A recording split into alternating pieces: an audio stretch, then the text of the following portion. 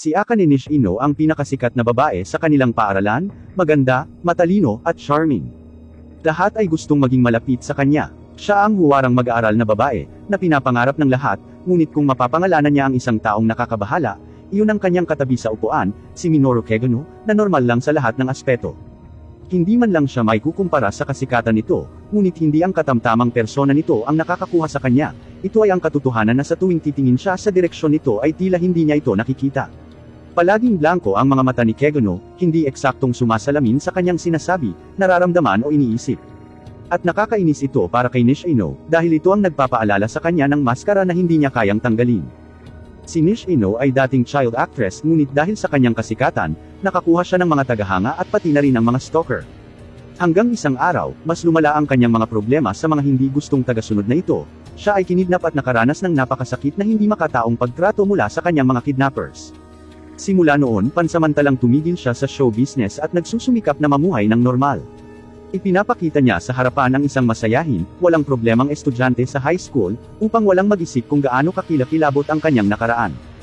Ngunit ang buhay ay hindi palaging perpekto, sa loob ng kanyang binubuong normal na buhay ng mga rosas, mayroong isang tinak na pinangalan ng Kegano, ngunit lahat ng iyon ay magbabago pagkatapos ng isang hindi inaasahang pangyayari. Isang araw, medyo nahuli siya sa paaralan, gumagawa ng mga karagdagang aktibidad, tinawagan niya ang kanyang chauffeur bodyguard para sunduin siya, ngunit hindi ito sumasagot. Dahil walang pagpipilian, nagpa siya si Nishino na maglakad pa uwi. Ito na pala ang perpektong pagkakataon na hinihintay ng mga kidnappers sa kanya.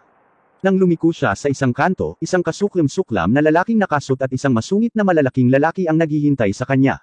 Tinatakpan nila ang kanyang ilong ng isang tela, nababad sa isang kemikal na nag-uudyok sa antok habang siya ay nagpupumilit na panatilihing nakadilat ang kanyang mga mata.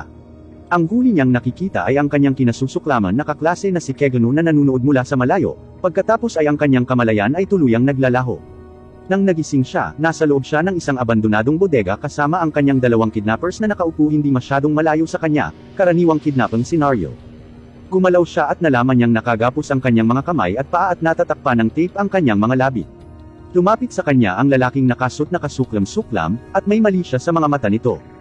Layunin niyang makakuha ng higit pa sa ransom money. Nais din niyang mapawi ang kanyang kasiyahan sa laman. Pinipigilan ng napakalaki na lalaki ang kanyang kasama ngunit pinabayaan rin niya. Hindi siya mapakali sa intensyon nito maliban sa pera. Naka-jackpot sila kay Nishino, anak ng isang kilalang negosyante. Hanggat makuha niya ang kanyang bahagi ng pera, lahat ay mabuti. Ang pagmamasid sa kanilang tatlo mula sa bubong ng isang taong hindi inaasahan ni Nishino na magiging kanyang tagapagligtas, at iyon ay ang nakakainis niyang kaklase na si Kegano. Kung itatanong mo kung anong ginagawa niya doon, well, lumalabas na katulad lang din siya ni Nishino, siya ay nagtatago din sa likod ng maskara. Si Kegano sa ibabaw ay kasing karaniwan ng sinumang tao, isang karakter sa background, isang NPC sa isang laro, ngunit sa likod ng mga eksena ay patuloy niyang sinasanay ang kanyang sarili upang maging mas malakas, upang maging mas maraming kaalaman sa pakikipaglaban. Ang pangarap niya ay hindi maging bida, o maging panghuling boss, ang gusto niya ay maging isang ganap na makapangyarihan na kumikilos sa kadiliman, ang Eminence in Shadow. Dahil para sa kanya, masyadong overrated ang pagiging isang bayani ng lantaran, kaya't isinusuot niya ang kanyang outfit sa tuwing ginagawa niya ang kanyang mga misyon, isang itim na fitted na overall, at nakapirming ski mask. Tinanggal niya ang mga weights na palagi niyang isinusuot, at nang walang karagdagang paligoy-ligoy, tumalon siya mula sa bubong patungo sa mayhem sa ibaba. Nasa kalagitnaan ng paghuhubad kay Nishino ang kasuklam-suklam na lalaki, nang isang hindi kilalang lalaki ang tumalon sa kanyang harapan. Tinatawag niya ang kanyang sarili, ang stylish thug slayer, na maraming sinasabi tungkol sa kanyang pagpasok, ngunit hindi gaanong tungkol sa kanyang damit. Ang kasuklam-suklam na lalaki ay lumayo kay Nishino, hinihiling na malaman kung paano nalaman ng rascal na ito ang tungkol sa kanilang mga operasyon. Bago ang sinuman ay makapagsalita ng anuman, ang stylish thug slayer, o si Kegano, ay binato at pinalo ng malakas ang kanyang crowbar na sinadya niyang ibinaliktad. Ang lalaki ay bumagsak sa lupa, duguan at walang malay. Bumangon ang napakalaki na lalaki, mas nasasabik siya kaysa sa pagkataranta sa paglitaw nitong hindi kilalang hero wannabe, dahil sa wakas ay makakaranas na siya ng thrill sa linyang ito ng trabaho. Dati siyang bahagi ng militar, ngunit nang mapatay niya ang isang tao habang naka-duty, pakiramdam niya ay iyon ang dapat niyang gawin sa kanyang buhay. Mula nang ma-discharge mula sa militar, naugnay siya sa mga kriminal, bagamat sa tingin niya ay boring ang bagong direksyon na ito dahil sa kawalan ng thrill. Ngayong lumitaw na itong lalaking nakamaskara, sa wakas ay maaari na niyang gamitin ang kanyang panlasa sa pagpatay. Si Kegano ay walang pakialam sa pagiging ex-militar ng lalaki at naghanda sa pagtindig, siya ay nagsanay sa buong buhay niya upang labanan ang thugs at mga kriminal. Walang takot niyang sinira ang isang gang ng mga bikers gamit ang kanyang pinagkakatiwalaang crowbars na nakabaliktad. Ngunit sa pagkakataong ito, dapat niyang aminin na ang dating militar na lalaki ay mas matangkad at mas mabigat kaysa sa kanya, at kakailanganin ng malaking lakas para mapabagsak siya. Binago ni Kegono ang paraan ng kanyang pag-iisip, at nagdesisyon ng maayos, hindi iyon problema. Kung hindi siya kayang mapabagsak ng kanyang mga nakabaliktad na crowbars, ibabalik na lang niya ang mga ito sa kung ano talaga sila, magagandang lumang crowbars, mas masakit at mas brutal kapag nagdudulot ng mga sugat. Sa ilang galaw, kritikal niyang nataman ang dating militar, at sa huli ay nakahiga sa sahig, duguan at walang malay tulad ng kanyang kasama. Si Nishino, na nanunood ng lahat ng ito ay nangyayari sa kanyang harapan, ay masyadong natatakot na kahit ano ay hindi makapagsalita. Ang susunod na bagay na alam niyang nakalaya na siya sa kanyang mga gapos, at narinig niya ang isang pamilyar na boses na nagpapaalala sa kanya na mag-ingat sa susunod kapag mag-isa siyang maglalakad pa uwi. Nang tumingin siya sa paligid, ang stylish Thug Slayer ay wala kahit saan. Sa kabutihang palad, nakatanggap siya ng tulong mula sa kanyang ama, at ang insidenteng ito ay pinatahimik ng media. Kinabukasan, nakita niya ang nakakainis niyang kaklase, pero hindi na niya yun nararamdaman. Sigurado siyang si Kegono ang nagligtas sa kanya kagabi. Napagtanto niya na nakasuot din ito ng maskara ng pagiging ordinaryo, at sa paraang naiintindihan niya ito. Nagpapasalamat siya at gustong makilala pa siya, ngunit may nakakatawang plano ang kapalaran para sa kanya. Naputol ang kanyang buhay nang mabangga siya ng truck. Sa resolusyon ng kaluluwa, siya ay sumasalamin sa kanyang mga intensyon at ambisyon, mula noong siya ay bata pa. Siya ay palaging nais na maging isang bayani tulad ng mga napapanood niya sa telebisyon at sa mga video game. Sigurado siyang ganoon din ang pangarap ng karamihan sa mga bata, ngunit habang tumatanda sila ay nakakalimutan na nila ito para sa iba pang mas makamundong bagay, ngunit hindi sa kanya. Magtutuon siya ng pansin sa gusto niya, sasaniin ang kanyang katawan na maging matigas, at mag-aaral ng ilang diskarte sa pakikipaglaban, ngunit hindi siya ganap na invincible.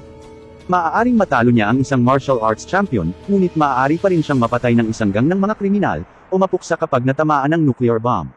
At hindi sapat iyon, para kay Kegono, gusto niyang maging higit pa doon, hindi lang niya gustong maging atomic, gusto niya ng ganap na kapangyarihan, at ipinagkaloob ng kapalaran ang pagnanais niyang ito. Nang muli niyang imulat ang kanyang mga mata, kinandong siya ng isang mapagmahal na ina at isang excited na ama. Siya ay isinilang na muli, sa pagkakataong ito sa isang mayamang pamilya at sa isang mundong napakaiba sa pinanggalingan niya. Siya ay maninirahan sa isang iginagalang na pamilya, sa isang bahay na puno ng mga tagapaglingkod, at magkakaroon ng isang nakatatandang kapatid. Kahit na bagong panganak, mayroon siyang kamalayan ng isang may sapat na gulang, na ginagawang madali para sa kanya na maunawaan kung ano ang nangyayari sa kanyang paligid. Higit sa lahat, sa mundong ito ay maaari siyang gumamit ng mahika. Ito ay isang perpektong pagkakataon upang maisakatuparan ang kanyang panghabang buhay na ambisyon. Gayunpaman, katulad ito sa kanyang nakaraang buhay, siya pa rin ang hindi mahalaga na background karakter para sa lahat ng tao sa kwentong ito, ngunit sa likod ng mga eksena siya ay ang makapangyarihan, nakakaalam ng lahat na daredevil na maaaring masama o maging bayani. Sa wakas, maaari siyang maging tanyag sa mga anino. Sinimulan niyang muli ang kanyang buhay sa mundong ito upang maging hindi kapani-paniwalang si Sid Kegono, ang nakababatang kapatid ni Claire. Sila ay mga anak ni Baron at Lady Kegono, at sila ay kabilang sa isang pamilya na sa maraming henerasyon ay nag-pump out ng mga Dark Knight Fencer. Ang mga dalubhasang mandirigma na ito ay gumagamit ng mahika upang mapahusay ang kanilang mga kakayahan, para sa lahat sa pamilya. Si Claire ang halatang tagapagmana ng prestihiyosong pamilya, at hindi yun problema para kay Sid. Siya ay hindi eksaktong minamaltrato, ngunit hindi rin siya nakakatanggap ng masyadong maraming atensyon, at ito ay napakahusay para sa kanyang pagsusumikap. Sa lihim, nabuo niya ang kanyang mahika na higit pa sa maiisip ng sinuman. Ito ay may anyo ng isang itim na putik na madali niyang manipulahin sa anumang bagay. Ito ang manifestation ng kung gaano kalaki ang kapangyarihan niya, at ito rin ang magiging insignia ng organisasyong malapit na niyang mabuo, at tatawagan na Shadow Garden. Nagsimula ito ng isang gabi, habang ipinaghihiganti niya ang mga napatay na miyembro ng isang caravan mula sa mga bandido, natuklasan niya ang isang malaki, pangit na nilalang sa isa sa mga kulungan. Nagpasya siyang dalhin ito sa kanyang sira-sirang hideout, at mag-eksperimento sa kanyang kapangyarihan dito. Makalipas ang isang buwan, hindi niya sinasadyang binaligtad ang sumpa na inilagay dito, na inihayag ang isang dalagang may mapusyaw na gininto ang buhok, at asul na mga mata. Tinanggap ang kanyang persona bilang isang maingat na tagapagligtas, sinabi niya sa babae na pinalaya niya siya mula sa sumpa. Pakiramdam niya ay hindi siya makapaniwala sa lahat ng ito, ngunit hiniling niya na sabihin sa kanya ang higit pang mga detalye. Siya ay bumubuo ng isang kathang-isip na grupo, na tinatawag na Cult of the Diables. Sinabi niya sa kanya na sila ang may pananagutan sa kanyang sumpa, ngunit ang pagkukwento ay hindi eksakto sa kanyang lakas. Kaya sa halip, kinukumbinsi niya itong sumali sa kanyang layunin sa pagpapabagsak sa haka-haka na grupong ito ng mga antagonist. Ang hindi niya alam ay sa mundong ito, mayroong isang tunay na liga na tinatawag na The Cult of the Diablos, ngunit kung sino sila, at kung ano ang kanilang mga layunin, ay mabubunyag habang sinusundan natin ang kwento. Sa ngayon, tinatanggap ng babae ang kanyang imbitasyon. Binibigyan siya ni Sid ng bahagi ng kanyang itim na putik bilang kanyang kapangyarihan, at bininyagan siya ng bagong pangalan, si Alpha. Sa pamamagitan nito, nangako si Alpha na maghihiganti sa cult. Nag-recruit siya ng higit pang mga miyembro sa kanilang pagtitipon, hanggang sa mayroong 7 sa kanila na ganap na naglilingkod sa ilalim ng utos ni Sid. Tinatawag nila siyang Lord Shadow, at magkasama silang pinapatakbo ang Shadow Garden ng kanilang organisasyon na malayo sa mata ng publiko. Nang nasa edad na si Claire, naghahanda siyang pumasok sa Midgard Royal Spellsword Academy. Ito ang pinaka-prestihiyosong paaralan para sa paparating na Dark Knight sa Kingdom of Midgard. Ang lahat ng royalties ay pumapasok sa paaralang ito, maging ang 2 prinsesa ng maharlikang pamilya, ngunit isang insidente ang nangyari sa gabi bago siya umalis. Siya ay kinidnap ng isang taong nagngangalang Viscount Alba, sa pagtatangkang palawakin ng isang eksperimento na kinakalikot ng magic enhancement. Pinakilos ni Sid ang Shadow Garden para tuklasin kung saan maaaring dinala ng mga kidnapper ang kanyang kapatid. Sa kanilang mahusay na kasanayan, natuklasan ng mga miyembro na pinamumunuan ni Alpha ang kanilang hideout at pinatay ang lahat ng mga gwardya. Nakatakas sa kanila si Viscount Alba, ngunit nakaharap niya ang kahaliling ego ni Sid, si Shadow. Sa isang malinaw na pagkakaiba sa lakas, ang Viscount ay lumulunok ng ilang pulang tabletes, siya ay naging kakilakilabot at nakakakuha ng napakalaking lakas, ngunit hindi ito sapat upang takutin si Shadow. Gamit ang kanyang kapangyarihan, tinapos ni Shadow ang Viscount. Sa huli, pinalaya si Claire at ibinalik siya sa kanyang pamilya. Sa wakas ay naglakbay siya upang umpisahan ang kanyang pag-aaral sa Royal Academy, na iniwan si Sid na maghintay ng 3 pang taon bago siya mag-aral doon. Pagkatapos ng insidenteng ito, sinabi ni Alpha kay Shadow na, upang makakuha ng higit na impluwensya at kapangyarihan upang labanan ang kulto ng Diablos, ang mga miyembro ay kailangang maghiwalay at palawakin ang kanilang impluwensya. Hindi pa rin niya alam na totoo ang kulto, at simpleng role-playing lang ang mga ito. Sa tingin niya ay naiinip na ang mga miyembro at gusto nang mamuhay ng sarili nilang buhay. Hinayaan niya ang mga ito, na tila walang pakialam sa kanyang kinabukasan, ngunit siguradong sila ay magkikitang muli.